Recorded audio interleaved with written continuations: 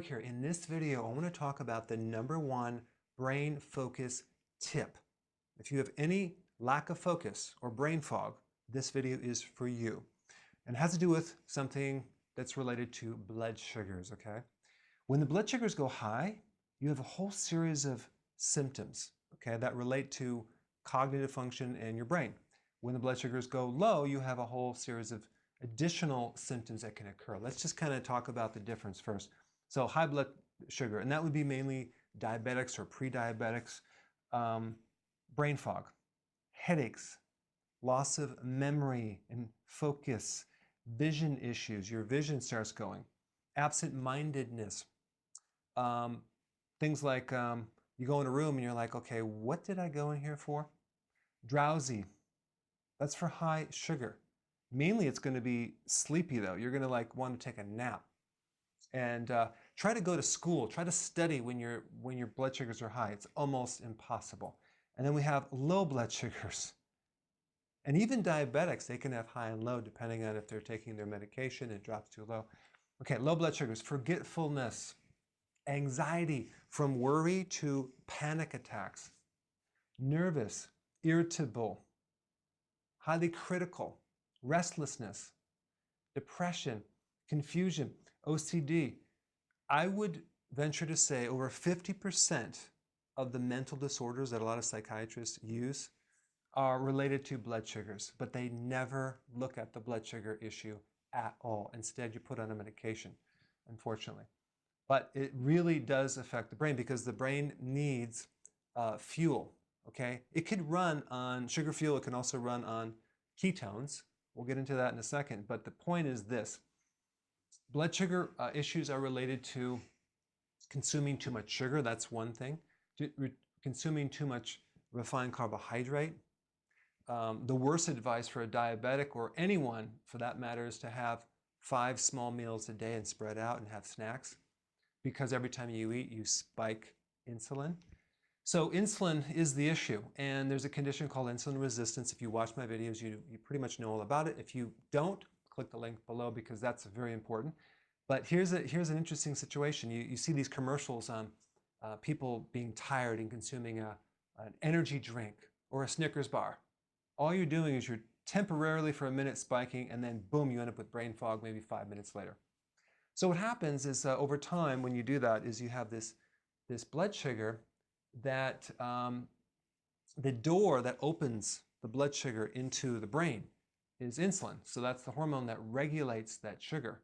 And over time, that door becomes resistant to sugar. So it takes more and more and more sugar to create that effect. And so in other words, your body is resisting it. So basically, consuming sugar starves your body of sugar fuel over time. Okay, and it takes 10 years for a pre-diabetic or insulin-resistant client to turn into a diabetic. So this can happen below the radar for many, many years. The problem in the medical community is that they don't really recognize hypoglycemia, for example, unless it shows up on a blood test. And they're mainly using several tests like a fasting glucose test. Well, what they should do is check a fasting insulin test, which is a lot better, and that's going to show the subclinical issues because we want to know what's happening to that insulin, okay? Now, here's the point. The point is over time, your brain becomes less sharp, more foggy, and it becomes more sensitive to sugar. And you might not connect the dots at first. You're just going along and you're eating the regular things and you're wondering why you're losing your cognitive function. So I'm going to show you what to do to get it back and fast. It's the simplest thing, but you really need to realize that it is a blood sugar problem, even though it might not show up on a blood test.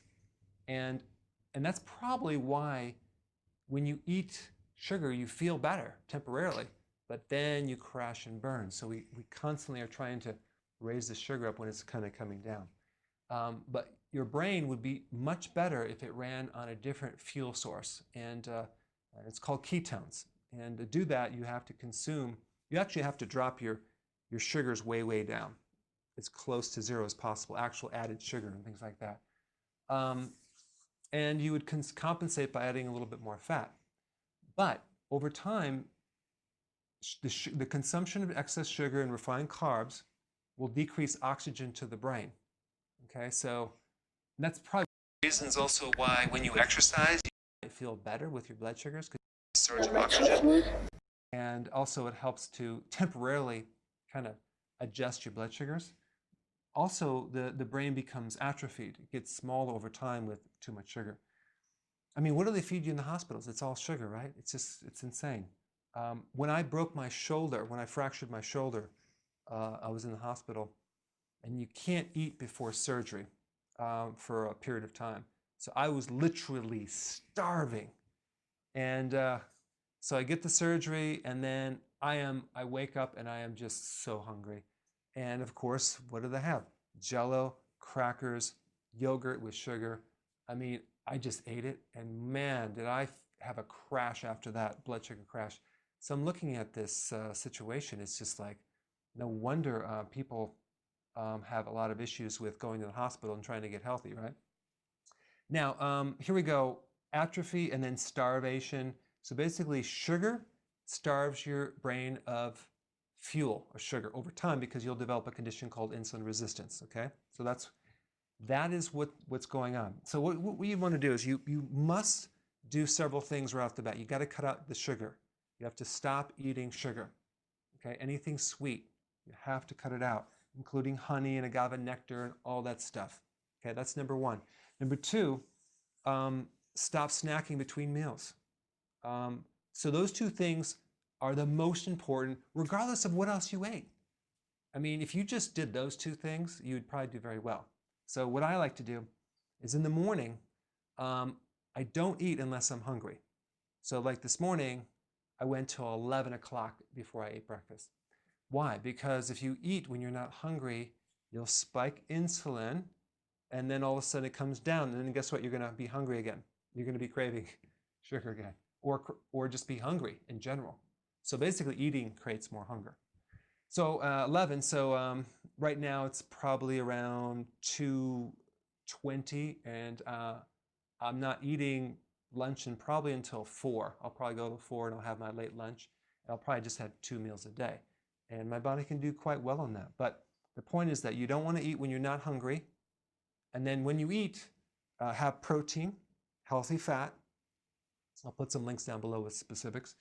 And then you want to do a lot of greens, a lot of salad, a lot of vegetable, things like that. You don't want to do refined grains. Also, what kills people is going out to the restaurants too often.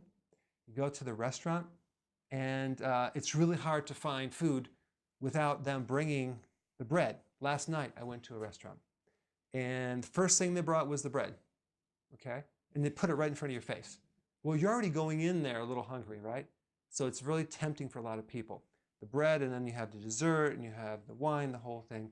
The point is that it's very dangerous to go to a restaurant unless your blood sugars are in control and you don't have a problem with blood sugars. Because look when the blood sugars go low, you're not in your right mind.